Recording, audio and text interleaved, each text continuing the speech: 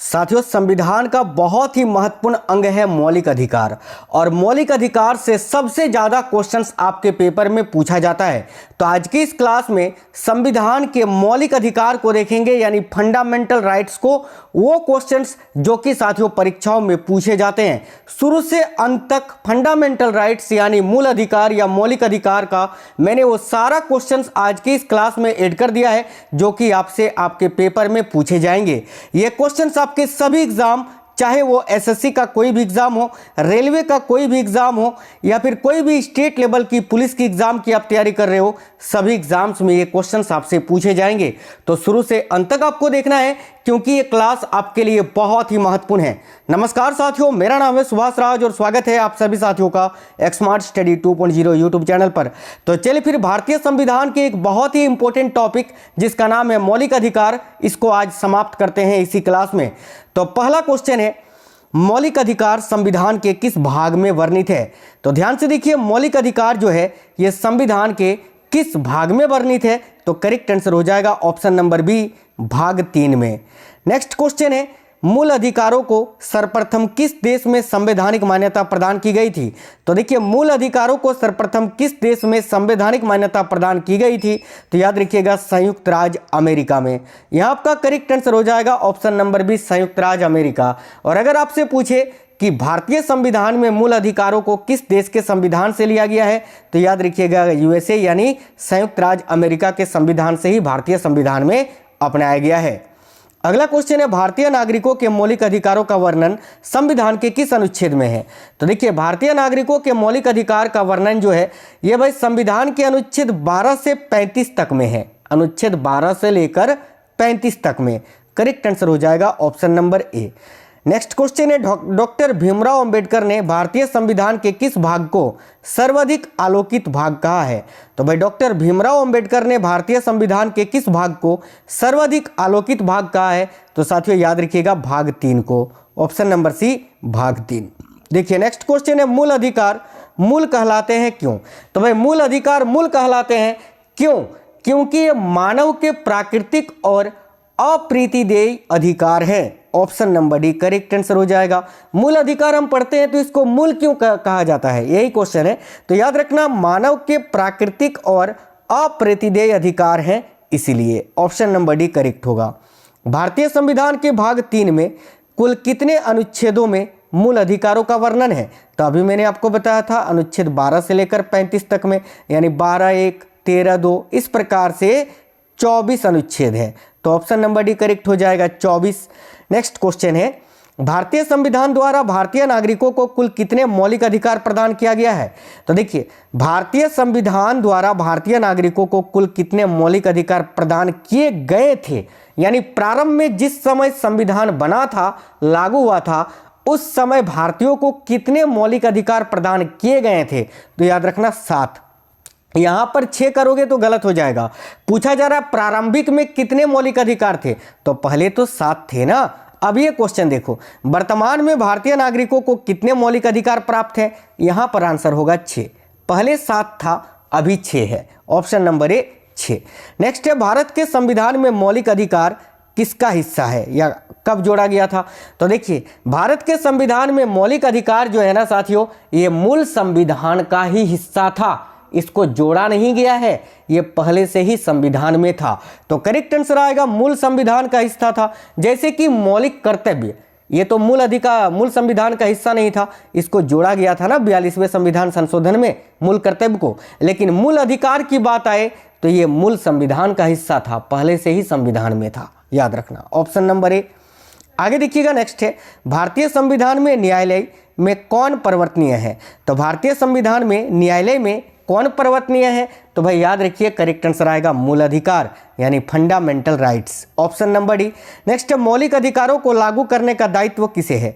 तो देखिए, मौलिक अधिकारों को लागू करने का दायित्व है उच्चतम न्यायालय पर और उच्च न्यायालय पर, यानी उपयुक्त दोनों पर। ऑप्शन नंबर सी यहां आपका करेक्ट आंसर हो जाएगा, याद रखिएगा। नेक्स्ट है, मौलिक अधिकारों का निलंबन कौन कर सकता है? तो देखिए, मौलिक अधिकारों का निलंबन कौन कर सकता है? तो याद रखिएगा, राष्ट्रपति। देखिए, भारत के राष्ट्रपति द्वारा अनुच्छेद 359 के तहत आपातकाल के दौरान निलंबित किया जा सकता है। क्या? तो मौलिक अधिकार, याद रखिएगा। नेक्स्ट क्वेश्चन है, मौलिक अधिकारों के बारे में सुनवाई करने का अधिकार निम्न में से किसको प्रदान किया गया है? तो देखिए, मौलिक अधिकारों के बारे में सुनवाई करने का अधिकार ये किसको प्रदान किया गया है? तो याद रखिएगा सर्वोच्च न्यायालय को, केवल सर्वोच्च न्यायालय को। Option number A correct answer हो जाएगा। यहां आपको याद रखना है, सुनवाई करने का अधिकार पूछे तो केवल सुप्रीम कोर्ट। आगे देखिए, संविधान में देखिए उद्घोषित मौलिक अधिकारों में संशोधन किया जा सकता है केवल किसके द्वारा? तो देखिए, संविधान में उद्घोषित मौलिक अधिकारों में संशोधन किया जा सकता है केवल संसद के द्वारा, केवल पार्लियामेंट के द्वारा। ऑप्शन नंबर सी संसद द्वारा। नेक्स्ट है, भारतीय नागरिकों को प्रदान किए गए मूल अधिकारों को क्या निलंबित किया जा सकता है या नहीं? क्या आंसर होगा? तो देखिए, भारतीय नागरिकों को प्रदान किए गए मूल अधिकारों को निलंबित किया जा सकता है। करेक्ट आएगा option number B. Next question है, निम्नलिखित में से कौन से मामले उच्च न्यायालय तथा उच्चतम न्यायालय की आधिकारिकता में आते हैं? तो देखिए, कौन से मामले हैं जो उच्च न्यायालय तथा उच्चतम न्यायालय की आधिकारिकता में आते हैं? तो याद रखिएगा करेक्ट आंसर होगा मूल अधिकार का प्रवर्तन। देखिए, ऑप्शन नंबर सी यहाँ करेक्ट आंसर हो जाएगा। साथियों, आप लोग क्लास को एक लाइक जरूर कर दीजिएगा और क्लास पसंद आए तो अपने सभी दोस्तों को जरूर शेयर करिएगा। देखिए, नेक्स्ट है, भारतीय संविधान के अंतर्गत मूल अधिकारों का संरक्षण कौन है? तो भारतीय संविधान के अंतर्गत मूल अधिकारों का संरक्षण कौन होता है? तो भाई न्यायपालिका, न्यायपालिका यानी सर्वोच्च न्यायालय। नेक्स्ट क्वेश्चन है, मौलिक अधिकारों के निलंबन का आदेश कौन दे सकता है? तो देखिए, मौलिक अधिकारों के निलंबन का आदेश कौन दे सकता है? तो साथियों राष्ट्रपति। ऑप्शन नंबर डी करेक्ट हो जाएगा। आगे देखिए, मूल अधिकारों का या मूल अधिकारों पर आवश्यक प्रतिबंध लगाने का अधिकार किसको है? तो देखिए, प्रतिबंध अगर आपसे पूछे प्रतिबंध लगाने का अधिकार किसको है, तो ये संसद के पास है, और निलंबित करने का अधिकार राष्ट्रपति के पास। याद रखिएगा। मौलिक अधिकारों का प्रमुख उद्देश्य क्या है? तो भाई मौलिक अधिकारों का प्रमुख उद्देश्य है व्यक्तिगत स्वतंत्रता को सुनिश्चित करना। क्या है भाई मौलिक अधिकारों का प्रमुख उद्देश्य? तो व्यक्तिगत स्वतंत्रता को सुनिश्चित करना। नेक्स्ट है, मूल अधिकारों को प्रवर्तित करने की शक्ति प्राप्त है किसको? तो देखिए, मूल अधिकारों को प्रवर्तित करने की जो शक्ति है वो उच्चतम और उच्च न्यायालय दोनों को ही है, जैसे कि मैंने आपको बताया। तो option number D correct answer हो जाएगा, उच्च न्यायालय और उच्चतम न्यायालय दोनों को ही। समानता का अधिकार भारतीय संविधान के किन 5 अनुच्छेदों में दिया गया है? तो देखिए, समानता का जो अधिकार है ये साथियों अनुच्छेद 14 से लेकर 18 तक में दिया गया है। Option number C correct answer हो जाएगा। आगे देखिए, भारतीय संविधान के निम्नलिखित अनुच्छेदों में से कौन विधायन सत्ता पर पूर्ण नियंत्रण लगाता है? तो भारतीय संविधान के निम्नलिखित अनुच्छेदों में से कौन विधायन सत्ता पर पूर्ण नियंत्रण लगाता है? तो याद रखिएगा करेक्ट आंसर हो जाएगा अनुच्छेद 14। ऑप्शन नंबर ए यहाँ करेक्ट आंसर होगा। अगला है, भारतीय संविधान की प्रस्तावना में प्रयुक्त समाजवाद शब्द को निम्नलिखित में से किस अनुच्छेद या अनुच्छेदों के साथ मिलाकर पढ़ने से सर्वोच्च न्यायालय को समान कार्य के लिए समान वेतन का मौलिक अधिकार परिभाषित करने की शक्ति प्राप्त हुई है? तो इसका करेक्ट आंसर हो जाएगा ऑप्शन नंबर सी अनुच्छेद 14, अनुच्छेद 15 और अनुच्छेद 16 में। याद रखिएगा। विधि के सामने समानता का अधिकार ये किस प्रकार का अधिकार है? तो विधि के सामने समानता का जो अधिकार है ये साथियों किस प्रकार का अधिकार है? तो भाई ये नागरिक अधिकार है। ऑप्शन नंबर ए नागरिक अधिकार। नेक्स्ट है, देखिएगा, भारतीय संविधान की छुआछूत उन्मूलन से संबंधित अनुच्छेद कौन सा है? छुआछूत जिसको हम पढ़ते हैं अपृष्ठता, अपृष्ठता का अंत संविधान के किस अनुच्छेद में किया गया है? तो साथियों इस क्वेश्चन का आंसर मैं नहीं बताऊंगा, आप लोग हमें कमेंट बॉक्स में बताएंगे। तो सभी साथी कमेंट कर दीजिए कि अपृष्ठता का अंत जिसका अर्थ होता है छुआछूत, इससे संबंधित अनुच्छेद कौन सा है? सभी साथी कमेंट बॉक्स में कमेंट कर दीजिए इस क्वेश्चन का आंसर। नेक्स्ट क्वेश्चन देखिएगा, समानता का अधिकार भारतीयों के लिए सुनिश्चित करता है क्या? तो भाई देखिए, समानता का जो अधिकार है यह भारतीयों के लिए क्या सुनिश्चित करता है? तो धार्मिक समानता, आर्थिक समानता और सामाजिक समानता, यानी उपयुक्त सभी। ऑप्शन नंबर डी करेक्ट होगा। आगे देखिए, संविधान के किस अनुच्छेद के प्रावधानों के अंतर्गत भारत सरकार द्वारा भारत रत्न, पद्म विभूषण आदि अलंकार प्रदान किया जाता है? तो याद रखिए करेक्ट आएगा अनुच्छेद 18 के तहत। याद रखना, अनुच्छेद 18 में उपाधियों का अंत भी किया गया है। अगर आपसे पूछे उपाधियों का अंत संविधान के किस अनुच्छेद में किया गया है? तो 18 में ही। ठीक है। आगे देखिए, 1995 में पारित अपृष्ठता अपराध अधिनियम को वर्तमान में किस नाम से जाना जाता है? तो 1995 में पारित अपृष्ठता अपराध अधिनियम को वर्तमान में सिविल अधिकार, देखिए सिविल अधिकार संरक्षण अधिनियम के नाम से जाना जाता है। ऑप्शन नंबर डी यहाँ करेक्ट आंसर हो जाएगा। क्वेश्चन नंबर 30 है, धर्म आदि के आधार पर विभेद का प्रतिषेध, यानी भारत के संविधान के अनुच्छेद 15 में यह बताया गया है साथियों। लेकिन यह एक मूल अधिकार है जिसे किसके अधीन वर्गीकृत किया गया है, तो अनुच्छेद 15 किसके अधीन आएगा, अनुच्छेद 14 से 18 मैंने बताया ना किससे संबंधित है, समानता के अधिकार से, यानी समता के अधिकार के यह अंतर्गत आएगा। तो ऑप्शन नंबर डी यहाँ आपका करेक्ट आंसर आएगा। बाकी देखिए धर्म का स्वतंत्रता अनुच्छेद 25 से लेकर 28 में है, शोषण के विरुद्ध अधिकार अनुच्छेद 23 और 24 में है, ठीक है। इसके अलावा साथियों सांस्कृतिक शैक्षणिक का अधिकार जो है ये आपका 31-32 में किया गया है। समता का अधिकार जो है ये अनुच्छेद 14 से लेकर 18 तक में वर्णित है, याद रखिएगा। या फिर देखिए ये जो है सांस्कृतिक और शैक्षणिक अधिकार ये 29 से लेकर है, याद रखना, अनुच्छेद 29 से। देखिए निम्नलिखित अनुच्छेदों में से कौन भिन्न वर्ग में आता है, तो भाई निम्नलिखित अनुच्छेदों में कौन एक भिन्न वर्ग में आता है, तो अनुच्छेद 14, 15 और 16 ये तीनों समानता के अधिकार से संबंधित है। लेकिन अनुच्छेद 19 जो है ये तो साथियों स्वतंत्रता के अधिकार से संबंधित है ना, तो ये अलग है। तो option number D correct answer हो जाएगा। आगे देखिए नेक्स्ट है, चेन्नई राज्य बनाम चपक्कम दोराई राजन मुकदमे में भारतीय सर्वोच्च न्यायालय के निर्णय के परिणाम स्वरूप निम्नलिखित में से किस मौलिक अधिकार को संशोधित किया गया। बहुत ही अच्छा क्वेश्चन है, बहुत ज़्यादा पूछा जाता है, तो याद रखिएगा भेदभाव के विरुद्ध अधिकार को संशोधित किया गया था। Option number B correct answer हो जाएगा। आगे देखिएगा नेक्स्ट क्वेश्चन है, भारत का संविधान स्पष्टतः प्रेस की आज़ादी की व्यवस्था नहीं करता है, किंतु यह आज़ादी अंतर्निहित है किस अनुच्छेद में, तो याद रखिए अनुच्छेद 19 का खंड 1 का अ में। ऑप्शन नंबर ए इस क्वेश्चन का करेक्ट आंसर हो जाएगा। अगला है स्वतंत्रता के मूल अधिकार से संबंधित, ठीक है, संविधान के अनुच्छेद 19 के अंतर्गत कितने प्रकार की स्वतंत्रताएं प्रत्याभूत है, यानी अनुच्छेद 19 में कुल कितने प्रकार की स्वतंत्रताएं वर्णित है ये आपसे पूछा जा रहा है। तो याद रखना 6 प्रकार की, कुल 6 प्रकार की। अब 6 प्रकार की कौन कौन सी स्वतंत्रताएं हैं ये आप देख लीजिए यहाँ। देखिए एक तो आपका है भाषण और अभिव्यक्ति की स्वतंत्रता जो कि अनुच्छेद 19 का 1 का खंड ए में आता है। एक है, दूसरे नंबर पर आता है हथियारों के बिना सभा की स्वतंत्रता।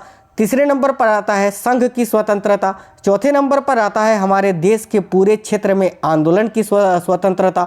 5वें नंबर पर आता है भारत देश के किसी भी हिस्से में रहने और बसने की स्वतंत्रता। और 6ठे नंबर पर आता है किसी भी पेशे का अभ्यास करने की स्वतंत्रता। याद रखना ये 6 स्वतंत्रताएं हैं जो कि अनुच्छेद 19 में दिए गए हैं।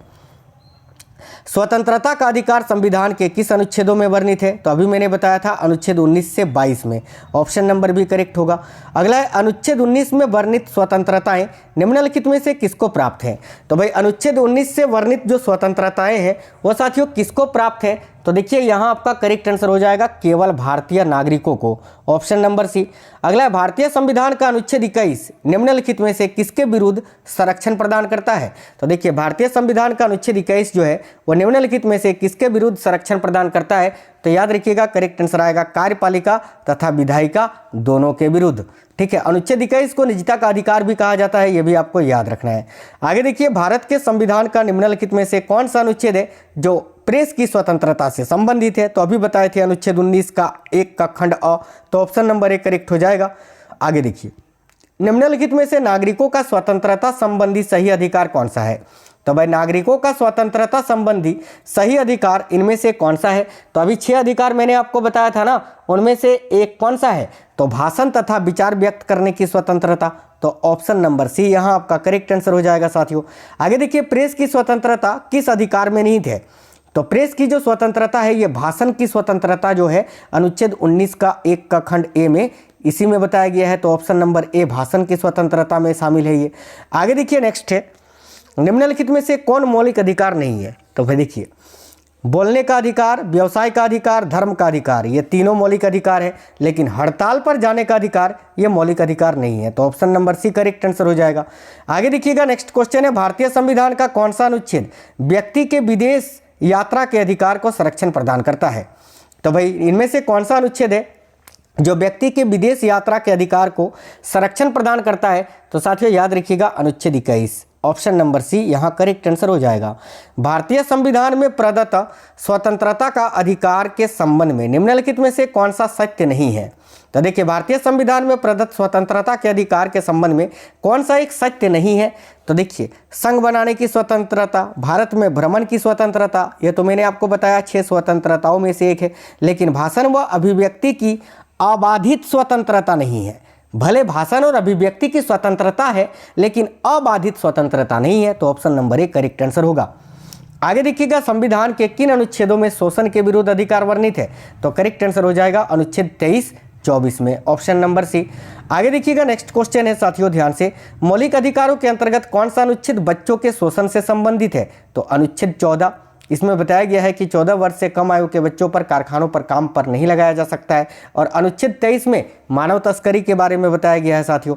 आगे देखिए, भारत के संविधान के अंतर्गत किस आयु के बालक को किसी खान अथवा अन्य संकटमय सेवा में लगाए जाने का प्रतिषेध किया गया है? तो करेक्ट आएगा 14 वर्ष से कम आयु के बच्चों को। देखिए, भारतीय संविधान के अनुसार किसी भी व्यक्ति को जिसे गिरफ्तार अथवा बंदी किया जाता है, सबसे नज़दीकी मजिस्ट्रेट के समक्ष उपस्थित करना होगा कितने समय के अंदर? तो याद रखिए, देखिए, भारतीय संविधान के अनुसार जिसे भी गिरफ्तार किया जाता है उसको जो है 24 घंटे के अंदर अपने नज़दीकी मजिस्ट्रेट के समक्ष पेश करना होता है। तो 24 घंटे करेक्ट आंसर हो जाएगा। आगे देखिए, 14 वर्ष से कम आयु के बहुत से गरीब बच्चे पटाखे बनाने वाले कारखानों में काम करते हैं। इन कारखानों में बच्चों को काम देने से किस मौलिक अधिकार का उल्लंघन होता है? तो याद रखिएगा, करेक्ट आंसर हो जाएगा यहाँ आपका साथियों। और देखिए, यहाँ पर आपका करेक्ट आंसर हो जाएगा ऑप्शन नंबर बी, शोषण के विरुद्ध अधिकार का उल्लंघन होता है। आगे देखिए, निम्नलिखित में से किस अनुच्छेद में यह कहा गया है कि किसी भी व्यक्ति को एक ही अपराध के लिए एक बार से अधिक अभियोजित एवं दंडित नहीं किया जाएगा? यानी किस अनुच्छेद में यह कहा गया है कि एक ही व्यक्ति को एक ही अपराध के लिए एक बार से अधिक सजा नहीं मिल सकता है? तो इसका प्रावधान अनुच्छेद 20, याद रखना, संविधान के अनुच्छेद 20 में कहा गया है, ऑप्शन नंबर ए। धार्मिक स्वतंत्रता का अधिकार संविधान के किस अनुच्छेद में है? तो याद रखिए, अनुच्छेद 25 से 28 में, ऑप्शन नंबर डी। भारतीय संविधान के अनुच्छेद 25 का संबंध किससे है? तो याद रखिए, धर्म की स्वतंत्रता से, ऑप्शन नंबर सी करेक्ट होगा। संविधान के किस अनुच्छेद द्वारा सिखों द्वारा कृपान धारण करना धार्मिक स्वतंत्रता का अंग माना गया है? तो करेक्ट आंसर हो जाएगा साथियों अनुच्छेद 25 के द्वारा, ऑप्शन नंबर बी यहाँ भी करेक्ट होगा। संविधान द्वारा प्रदत्त, देखिए, संविधान द्वारा प्रदत्त धार्मिक अधिकारों पर राज्य किन आधारों पर प्रतिबंध लगा सकता है? 1 है स्वास्थ्य के आधार पर, 2 है सदाचार के आधार पर, या तीसरा है लोक व्यवस्था के आधार पर। तो साथियों देखिए, इसका आंसर हो जाएगा ऑप्शन नंबर डी, 1, 2 और 3 तीनों के आधार पर। याद रखना, संविधान के किन अनुच्छेदों के अंतर्गत अल्पसंख्यकों को अपनी संस्कृति के संरक्षण तथा अपनी पसंद की शिक्षा संस्थाओं की स्थापना व संचालन के अधिकार को मान्यता प्रदान दी गई है? तो करेक्ट आंसर हो जाएगा यहाँ आपका अनुच्छेद 29 और 30 में, ऑप्शन नंबर भी करेक्ट हो जाएगा। देखिए, भारतीय संविधान के किस अनुच्छेद में संवैधानिक उपचारों का अधिकार दिया गया है? तो करेक्ट आएगा अनुच्छेद 32 में, याद रखिएगा। देखिए, अनुच्छेद 32 के तहत सुप्रीम कोर्ट जो होता है ना, सर्वोच्च न्यायालय, ये रिट जारी करता है, ये भी याद रखना, ठीक है। देखिए, निम्नलिखित मौलिक अधिकारों में से किसे डॉक्टर BR अम्बेडकर ने संविधान का हृदय एवं आत्मा की संज्ञा दी थी? तो साथियों, यहाँ आपका करेक्ट हो जाएगा संवैधानिक उपचारों के अधिकार को, ऑप्शन नंबर बी, ठीक है। आगे देखिए, नेक्स्ट है, संवैधानिक उपचारों का अधिकार किन परिस्थितियों में निलंबित हो जाता है? तो याद रखना, संवैधानिक उपचारों का जो अधिकार है ये किन परिस्थितियों में? तो उपयुक्त सभी परिस्थितियों में निलंबित हो जाता है। आपात स्थिति के दौरान, सेना सदस्यों के संबंध में, और जब सैनिक विधि लागू हो तब, यानी उपयुक्त सभी परिस्थितियों में संवैधानिक उपचारों का अधिकार निलंबित हो जाता है। निम्नलिखित में से कौन सा अधिकार भारतीय संविधान के अनुच्छेद 32 के अंतर्गत प्रवर्तित किए जा सकते हैं? तो देखिए, यहाँ आपका करेक्ट आंसर क्या हो जाएगा? तो साथियों, ऑप्शन नंबर बी केवल करेक्ट आंसर होगा ना यहाँ आपका। देखिए, मौलिक अधिकार है ना ये, तो ऑप्शन नंबर बी मौलिक अधिकार करेक्ट आंसर होगा। अब मौलिक अधिकारों को लागू करने के लिए निम्नोक्त में से किसी न्यायालय द्वारा जारी किया जाता है क्या? तो भाई देखिए, मौलिक अधिकारों को लागू करने के लिए किसी भी न्यायालय के द्वारा क्या जारी किया जाता है? तो रीट जारी किया जाता है, समादेश, ऑप्शन नंबर बी। जैसे कि सर्वोच्च न्यायालय अनुच्छेद 32 के तहत रीट जारी करता है और उच्च न्यायालय अनुच्छेद 226 के अंतर्गत, याद रखना। आगे देखिए, व्यक्तिगत स्वतंत्रता के लिए निम्नलिखित में से कौन सी रीट यानी याचिका दायर की जा सकती है? तो भाई व्यक्तिगत स्वतंत्रता के लिए कौन सी याचिका यानी रीट जारी की जा सकती है? तो याद रखना करेक्ट आएगा option number C, habeas corpus writ, जिसको हम बोलते हैं बंदी प्रत्यक्षीकरण। Option number C correct answer हो जाएगा। आगे देखिए, कौन व्यक्तिगत स्वतंत्रता से संबंधित है? तो भाई व्यक्तिगत स्वतंत्रता से संबंधित रीट कौन सा है? तो बंदी प्रत्यक्षीकरण, ऑप्शन नंबर ए। नेक्स्ट है, विभिन्न प्रकार के समादेश यानी रीट जारी करने का अधिकार सर्वोच्च न्यायालय के अतिरिक्त निम्नांकित में से किन न्यायालय या न्यायालयों को प्राप्त है? तो रीट केवल उच्च न्यायालय और सर्वोच्च न्यायालय जारी कर सकता है। तो भाई सर्वोच्च न्यायालय यहाँ दिया हुआ है, इसके अलावा राज्य के उच्च न्यायालय, option number A correct answer हो जाएगा। ठीक है, आगे देखिए, बंदी प्रत्यक्षीकरण के अतिरिक्त निम्नलिखित में से किस याचिका को उच्च न्यायालय जारी कर सकता है? तो करेक्ट आएगा उपयुक्त सभी, उत्प्रेषण, परमादेश और अधिकार परीक्षा। याद रखना निम्नलिखित में से किस स्थिति में, देखिए निम्नलिखित में से साथियों, निम्नलिखित में से किस स्थिति में बंदी प्रत्यक्षीकरण याचिका जारी की जा सकती है? तो देखिए, किस स्थिति में बंदी प्रत्यक्षीकरण याचिका को जारी किया जा सकता है? तो दोषपूर्ण पुलिस नजरबंदी के स्थिति में। याद रखना ऑप्शन नंबर सी यहाँ आपका करेक्ट आंसर होगा। निम्नलिखित में से किस याचिका यानी रीट का शाब्दिक अर्थ होता है कि भाई हम आदेश देते हैं? तो याद रखना ये जो है परमादेश रीट का अर्थ होता है, ऑप्शन नंबर बी परमादेश। निम्नोक्त समादेशों में से कौन सा समादेश किसी अवैध व्यक्ति से सरकारी पद को बचाने के लिए जारी किया जा सकता है? तो इसका करेक्ट आंसर हो जाएगा, याद रखिएगा ऑप्शन नंबर डी, अधिकार परीक्षा लेख, ऑप्शन नंबर डी। नेक्स्ट है, व्यक्ति निगम अथवा अधीनस्थ अधिकरण माफ करना, व्यक्ति निगम अथवा अधीनस्थ अधिकरण जिस कार्य को करने के लिए आबद्ध है उस कार्य को करने के लिए जारी करने वाले रीट को क्या कहते हैं? तो याद रखिएगा उसे परमादेश बोलते हैं, ऑप्शन नंबर बी। वह रीट जो भारत में उच्चतम न्यायालय अथवा सर्वोच्च न्यायालय द्वारा किसी व्यक्ति या सार्वजनिक संस्था को आदेश देती है वह अपने कर्तव्य का पालन करे, यह क्या कहलाती है? तो साथियों यह भी परमादेश कहलाती है, ऑप्शन नंबर ए। उत्प्रेषण रीट निम्न में से किस आधार पर जारी किए जा सकते हैं? तो देखिए, उत्प्रेषण रीट जो है वो किस आधार पर जारी किए जा सकते हैं? तो उपयुक्त सभी के आधार पर, जैसे कि आधिकारिकता का अभाव या आधिकारिकता से बाहर किए गए कार्य के लिए, इसके अलावा नैसर्गिक न्याय के सिद्धांतों का अतिक्रमण होने पर या अभिलेख में प्रत्यक्ष प्रकट विधिक त्रुटि के आधार पर, यानी उपयुक्त सभी स्थिति में। आगे देखिए, कौन मूल अधिकारों के अंतर्गत नहीं आता है? तो साथियों इनमें से कौन मूल अधिकारों के अंतर्गत नहीं आता है? तो स्वतंत्रता का अधिकार, समानता का अधिकार, शोषण के विरुद्ध अधिकार, ये तीनों मूल अधिकार के अंतर्गत आता है। संपत्ति का अधिकार मूल अधिकार के अंतर्गत नहीं आता है, ऑप्शन नंबर ए करेक्ट होगा। संपत्ति के मौलिक अधिकार को कब समाप्त किया गया था? तो 1978 के 44वें संविधान संशोधन में, जो कि अभी वर्तमान में वैधानिक या कानूनी अधिकार है। साथियों संपत्ति का अधिकार एक किस प्रकार का अधिकार है अभी? तो वैधानिक अधिकार या कानूनी अधिकार दोनों ही होगा। ठीक है, यहाँ पर सी और डी दोनों होगा साथियों, वैधानिक अधिकार भी होगा, कानूनी अधिकार भी होगा, दोनों कभी एक साथ ऑप्शन में नहीं देगा, दोनों में से कोई एक आपको ऑप्शन देगा जो कि करेक्ट होगा। याद रखना संपत्ति का अधिकार वर्तमान में अनुच्छेद 300 का क में वर्णित है। ठीक है, चलिए आगे देखिए। नेक्स्ट है, संपत्ति के अधिकार को मूल अधिकार की श्रेणी से हटाकर किस अनुच्छेद के अंतर्गत रखा गया है? तो जैसे कि मैंने आपको बताया अनुच्छेद 300 का क में रखा गया है। आगे देखिए, मत देने का अधिकार होता है क्या? तो मत यानी वोट देने का जो अधिकार होता है वो एक नागरिक अधिकार होता है, ऑप्शन नंबर बी नागरिक अधिकार। आगे देखिए, किस वाद ने संसद को मौलिक अधिकारों में संशोधन का अधिकार दिया है? तो याद रखिएगा केशवानंद भारती वाद में, ऑप्शन नंबर ए करेक्ट हो जाएगा। निम्नलिखित में से कौन सा मूल अधिकार विदेशी नागरिकों को प्राप्त नहीं है? तो भाई याद रखिएगा इनमें से कौन सा अधिकार है जो विदेशी नागरिकों को प्राप्त नहीं है? तो अभिव्यक्ति की स्वतंत्रता का अधिकार, ऑप्शन नंबर बी याद रखना। ठीक है, आगे देखिए, 6 वर्ष की आयु से 14 वर्ष की आयु के बीच के सभी बच्चों यानी शिशुओं को शिक्षा का अधिकार किस प्रकार का अधिकार है? तो साथियों याद रखना मूल अधिकार, ऑप्शन नंबर बी। अगला क्वेश्चन है, संविधान के अंतर्गत बंदी प्रत्यक्षीकरण समादेश जारी करने का अधिकार किसमें निहित होता है? तो देखिए यहाँ आपका करेक्ट आएगा उच्च न्यायालय तथा उच्चतम न्यायालय दोनों को ही। नेक्स्ट है, किसी अर्ध न्यायिक सार्वजनिक अधिकारी को अपनी अनिवार्य कर्तव्य के लिए मजबूर करने के उद्देश्य से उच्चतम न्यायालय द्वारा जारी की गई रीट कौन सी होती है? तो भाई याद रखना ऑप्शन नंबर बी परमादेश writ, option number B correct हो जाएगा। साथियों आगे देखिए, संविधान के अनुच्छेद 17 और 18 में किसकी व्यवस्था है? तो देखिए अनुच्छेद 17 और 18 में किसकी व्यवस्था की गई है? तो सामाजिक समता की, ये समानता के अधिकार के अंतर्गत ही आता है ना।